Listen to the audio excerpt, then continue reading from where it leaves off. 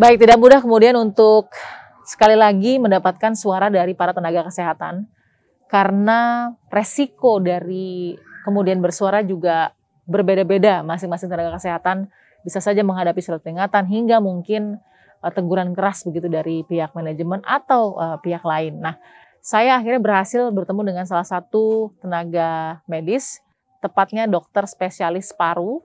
Saya panggilnya Dr. James, bukan nama sebenarnya karena harus saya rahasiakan identitasnya. Pertama pertanyaan saya itu, kenapa susah banget atau sulit sekali juga ya bagi para tenaga kesehatan punya ruang untuk bersuara? Apa memang tidak punya waktu satu?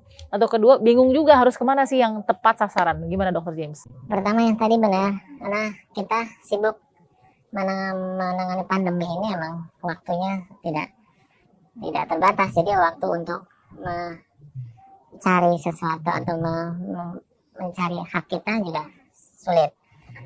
Kedua, kemana juga kita harus mengadu ya kayak gini. Karena saya pikir ini juga kan insentif ini kan kita semua sebagai tenaga kesehatan. Kita sudah berjuang, kita sudah meninggalkan semua keluarga kita, semuanya.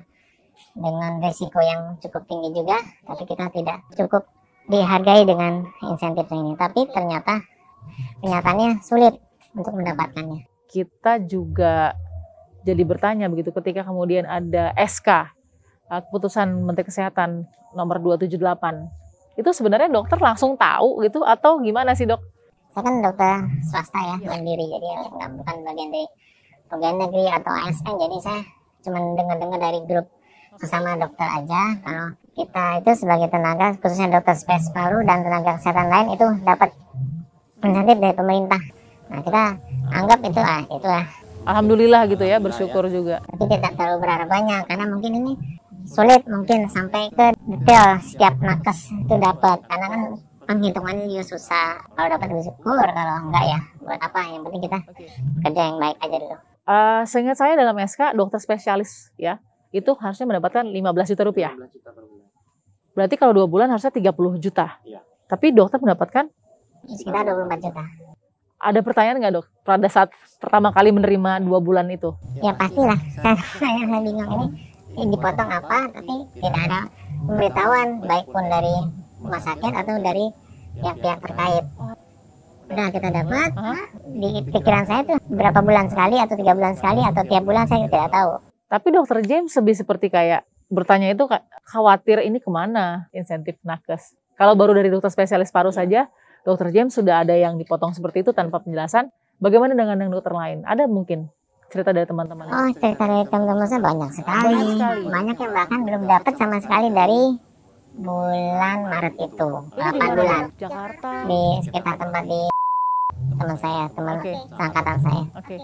Ada yang sudah dapat, ada yang belum, ada yang nggak jelas, ada yang dipotong berapa, ada yang nggak jelas semuanya. Ini banyak jumlahnya. Banyak. Oke, sekarang jadi catatan dokter adalah apakah ke depannya nih dok, meskipun memang kan kerjanya tadi kembali ke teman-teman dokter James yang katakan bahkan ada yang nggak dapat sama sekali. Ada nggak kasus yang sudah terima lalu kemudian diambil lagi atau mungkin sudah terima tapi dibilang untuk sukarela potong urunan? Ada? Oh, nggak ada. Nggak ada.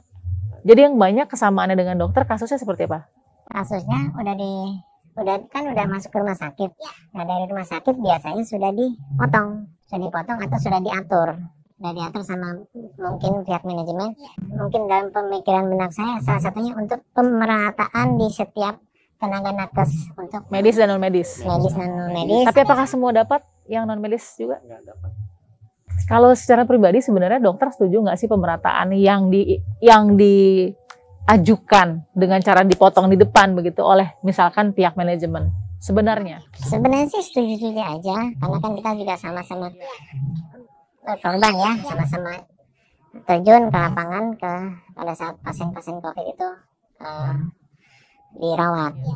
Tapi secara itu harus transparansi gitu loh. kepada siapa itu diberikan? Iya, pada siapa, berapa potongannya, dan jelas gitu. Ini tapi harus dijamin juga bahwa pasti tentunya dijamin oleh dokter juga nggak ada sedikit pun mengurangi semangat dari menghadapi para pasien kan dok? Ya nggak ada. Mungkin di bawah saya mungkin ya, mungkin perawat itu sangat semangat sekali untuk mengharapkan insentif. Saya sangat kasihan sekali karena emang mempengaruhi kinerja. Bahkan dia sampai ada di satu rumah sakit bahkan mau mengumpulkan, yuk kita pertanyakan, yuk kita tanya, bahkan mau demo yuk ke manajemen gitu loh. Karena kebutuhan. Karena kebutuhan. Dokter James, terima kasih sudah memberikan waktunya. Kita harapkan suara yang sulit sekali saya dapatkan ini, Dok. Kenapa? Karena itu semua masih dalam situasi berhati-hati sekali. Para nakes juga sangat takut kehilangan profesinya tentu. Ya karena banyak pihak yang ada di dalam urusan insentif nakes ini gitu. Terima kasih Dokter James. Kita akan temukan fakta berikutnya.